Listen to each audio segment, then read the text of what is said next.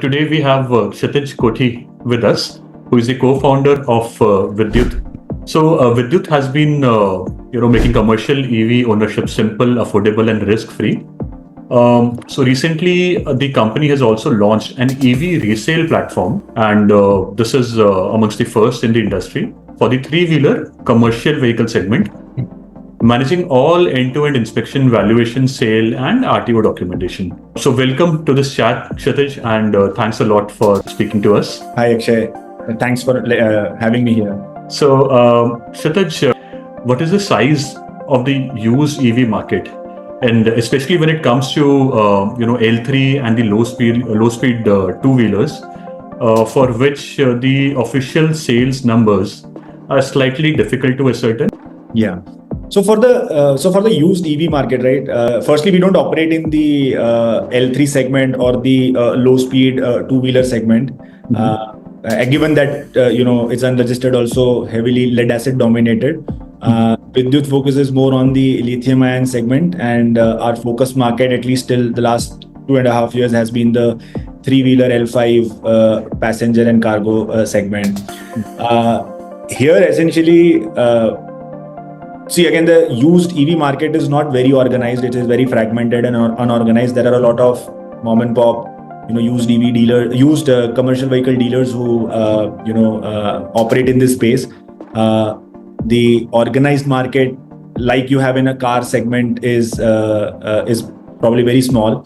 For every new three-wheeler sold or every new small commercial vehicle sold, there is at least 2 to 3 exchanges that happen in its entire lifespan, whatever 10, 12 years of lifespan that a commercial vehicle will have. The vehicle will at least be sold 2 times, if not more. So approximately, one can say that there's a 1:2 kind of a ratio in terms of new vehicles versus used vehicle sales. Do you just connect the buyer seller on your platform, or are the vehicles taken by Viduyt on your books and then you refurbish them and then resell them? So how does it work? The way we do it today is that we facilitate the sale between the buyer and the seller. So we don't take the vehicle on our books. However, we do provide refurbishment service along with all the RTO and documentation process that is needed to transfer the vehicle registration from the seller to the buyer.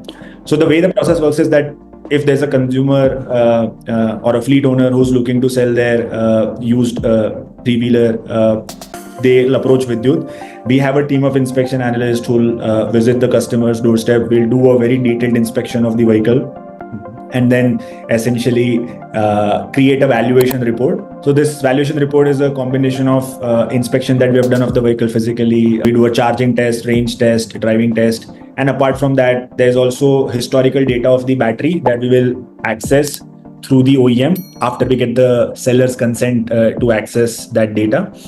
We analyze that data to also predict what is the remaining useful life available in the vehicle, in the battery, and then we'll essentially create a holistic residual value of the vehicle. This valuation report is then what we use to attract buyers for this vehicle. Once the buyer inspects the vehicle and they've decided to buy, there's a lot of repairs or refurbishments that the buyer will expect us to do. So we do all of those, load that all into the overall price of the vehicle, and then eventually sell it to the buyer. Apart from that, of course, there is the whole process of transferring the registration from the seller to the buyer, which is also something that we do end to end. And with some OEMs, we have now also started providing recertification on the warranty, where the used vehicle which is being sold via Viduyt gets extended warranty for another 1 to 3 years, certified by the OEM. So it's the OEM warranty which comes on that used EV. We have in fact started this with Euler, and in talks with some of the other OEMs to roll this out across OEMs. This will build additional trust in the used EV market, and that would eventually lead to better adoption in the primary sales market as well.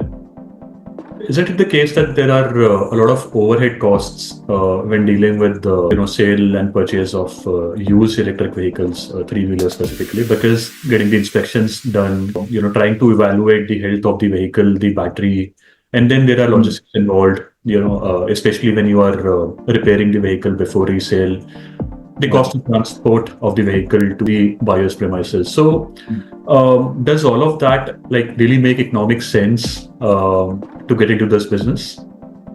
Yeah, that's a fair question, and I think there have been analysis and articles in the past as well, especially in the car segment, where the unit economics or viability of such a business have been discussed and talked about. So, see, if you are buying the vehicles on your books and then eventually selling it, right, like where you have more of an inventory-based model, there's definitely an additional risk involved because the price at which you buy the vehicle is important, right? Eventually, the way you make money is that your selling price minus buying price gives you enough margin to cover all these costs. And that's why we are focused more on facilitation of the sale, where essentially what we do is that once the sale price is agreed, only post that we kind of start incurring the costs around refurbishments, etc. So the approach that we have followed so far, which has worked for us till now, is that once we do the inspection of the vehicle, right, we kind of give a valuation report to the seller themselves and align with them that this is the price point at which we will most likely be able to sell the vehicle plus minus 5%. So if that price point is something that is okay with you, then we can proceed with the rest of the process. We take some kind of a token or a booking amount at that point of time to get the customers to basically get the customers buy-in to initiate on that process, because even finding buyers for that vehicles and incur some kind of cost, but it's a very marginal amount to just kind of have like a trust built into the overall process.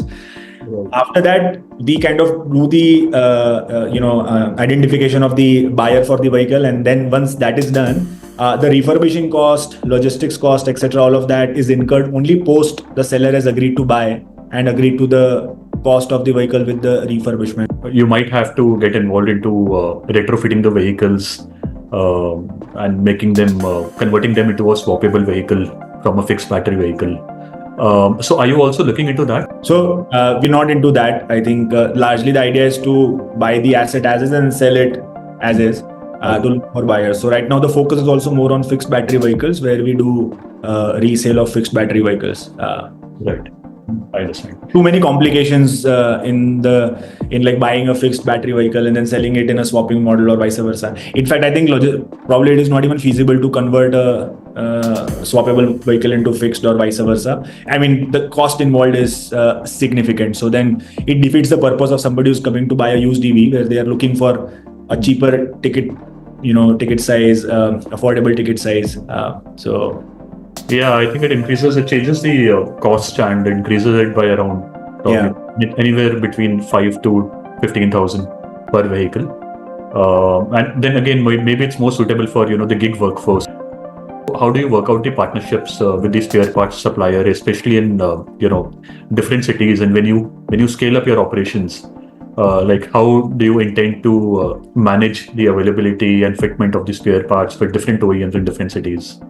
Now, if the cost of refurbishment, logistics, etc., is very high, it reduces the realization for the seller or increases the price for the buyer, right? So yeah, eventually we want to make sure that the cost of refurbishment, if there is any replacement of spares needed, to be low.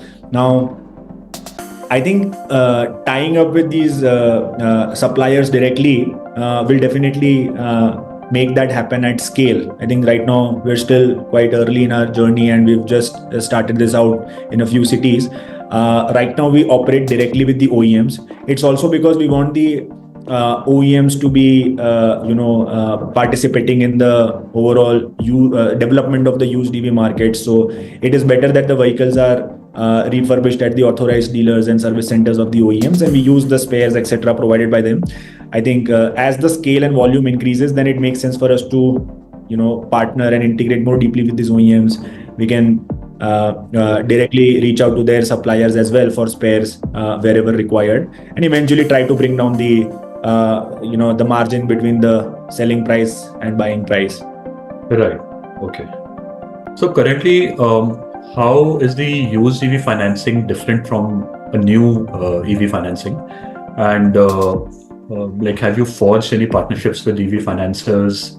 And if you could also tell us who are the players in the finance segment who are more keen and more forward-looking towards the used EV financing? Right.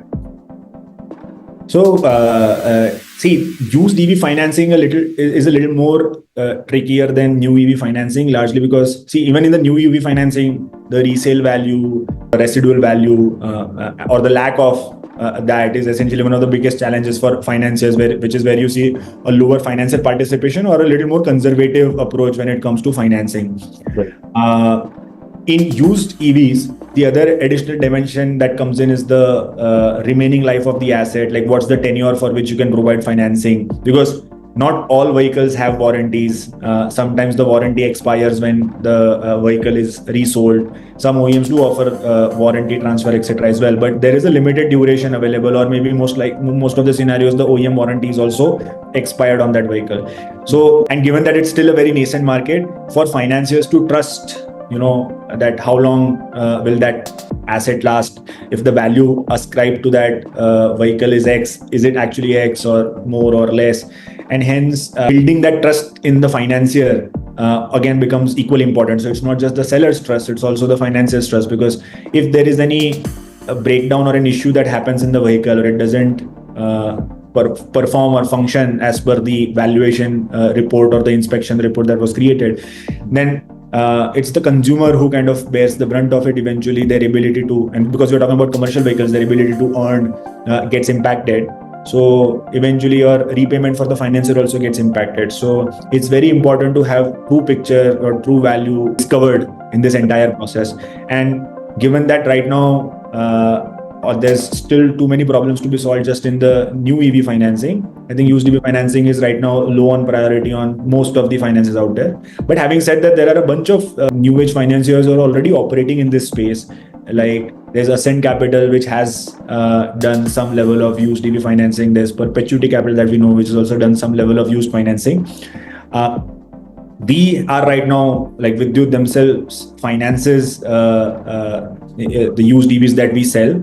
And we are in discussions with some lenders to forge a partnership to scale up the used EV financing as well, because one of the biggest unlocks needed to increase the liquidity on the buyer side is availability of financing for used EVs as well. So because we are in talks right now, I wouldn't be able to share the names of the lenders that we are in talks with, but I guess we'll definitely announce it once these partnerships are forged. Right. And in which cities are you currently operational, Xitij? Our resale operations are live in Delhi NCR, Bangalore, and Hyderabad. As a last question, how do you see Viduyt growing in revenue and sales over the next 4-5 years? So over the next few years, we'll expand beyond just the 3-wheelers segment. We'll go multi-vehicle, multi-category. We'll look towards launching other service lines or business lines as well across this entire ownership journey, apart from just financing and resale, and eventually make that entire EV ownership journey, experience more convenient, stress-free, and affordable for the end consumer. So thanks a lot for conversing with us, Xitij. I think this is a very new space to get into, and it would be very interesting to see, how Viduyt is able to navigate through the challenges. But at the same time, I think this is a very, very important segment because, reuse and repurposing of previously owned EVs, that is something which is already a problem in the industry and it needs to be addressed. Thanks, Akshay. Great interacting with you as well.